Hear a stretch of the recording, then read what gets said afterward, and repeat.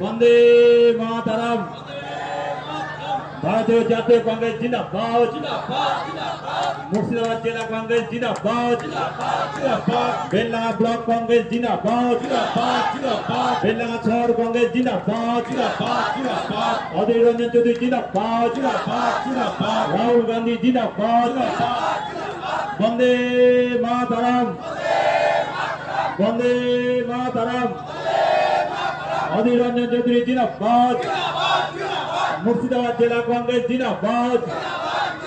बेलडांगा शहर कांग्रेस जिंदाबाद। बेलडांगा ब्लॉक कांग्रेस जिंदाबाद।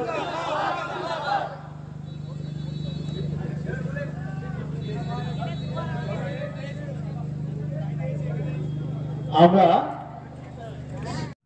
আজকে আমি সত্যি কথা বলতে গেলে এই দলকে নিষ্ঠার সঙ্গে করেছিলাম, ভেবেছিলাম এই দলটা দিয়ে এই বাংলার মানুষ সুস্থ এবং শান্ত থাকবে। তাই আজকে এই মুর্শিদাবাদে একটাই নেতা অধীর রঞ্জন চৌধুরী।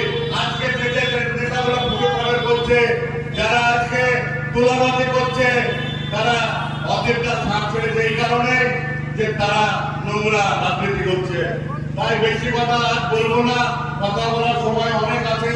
তাই বলবো দেশের মানুষকে জানতে আপনারা আন্দোলনে সামিল হন, যাতে আমরা এটাকে সংবিধানটাকে বাঁচাতে পারে এবং দেশের লোকের জন্য রোজগার এবং স্বাস্থ্যের এবং শিক্ষার সুব্যবস্থা আনতে পারে।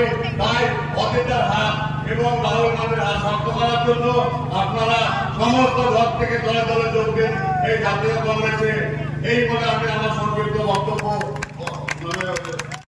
মেহনত করে বড় হয়েছে, তাদের মনে হয়েছে যে এই সময় কংগ্রেস দলে যোগদান করা উচিত, কারণ কংগ্রেস দলকে মজবুত করতে না পারলে আগামী দিনে এই ভারতবর্ষ নামক দেশটাকে আমরা শক্তিশালী করতে পারবো না। এই ভাবনার জন্য আমি তাদেরকে তারিফ করি, কারণ এটাই হচ্ছে সত্য কথা। ভারতবর্ষে ভোট হয় ভোট যায়, কেউ হারে কেউ জেতে, এটা বড় কথা নয়।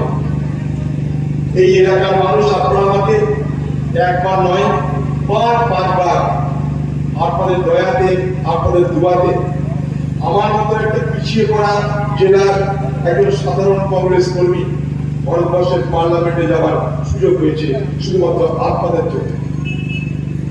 শুধু তাই নয়, এই ভারতবর্ষের কংগ্রেস পার্টি যার 138তম বছর বয়স হয়ে গেছে, যে দলে মহাত্মা গান্ধী থেকে জওহরলাল নেহরু, মৌলানা আবুল কালাম আজাদ থেকে ইন্দিরা গান্ধী, রাজীব গান্ধী, এই যে ঘরানা, এই কংগ্রেস দল, সেই কংগ্রেস দলের পার্লামেন্টে যেখানে সারা ভারতবর্ষের সব থেকে বড় বড় আলোচনা হয়, আইন তৈরি হয়, সেই পার্লামেন্টে আমার মতন এই মুর্শিদাবাদের পিছিয়ে পড়া একটা জেলার একজন সাধারণ কংগ্রেস কর্মী কংগ্রেস দলকে নেতৃত্ব দেওয়ার সুযোগ পেয়েছিলাম। সোনিয়া গান্ধীর পাশে বসে 5টা বছর আমি ভারতবর্ষের পার্লামেন্টে দলকে এবং কংগ্রেসকে নেতৃত্ব দিয়েছি। এটা শুধুমাত্র সম্ভব হয়েছিল আপনাদের দয়াতে, আপনাদের দুয়াতে আমি এত বড় জায়গায় পৌঁছাতে পেরেছিলাম। তাই ভোটে হারা বা জেতা তার জন্য আমাদের চলার পথে কোনো বিভ্রান্তি তৈরি হবে না। ভোটের আগেও বলেছিলাম, হারি অথবা জিতি মানুষের সঙ্গে ছিলাম, আজকে থাকবো। আজও বলছি, ভোটে হারার পরেও বলছি, ভোটে হারি অথবা জিতি মানুষের সঙ্গে ছিলাম, আজকে থাকবো।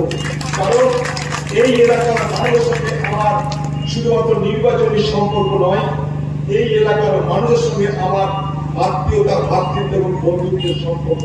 তাই ভোট আমার কাছে শেষ কথা নয়।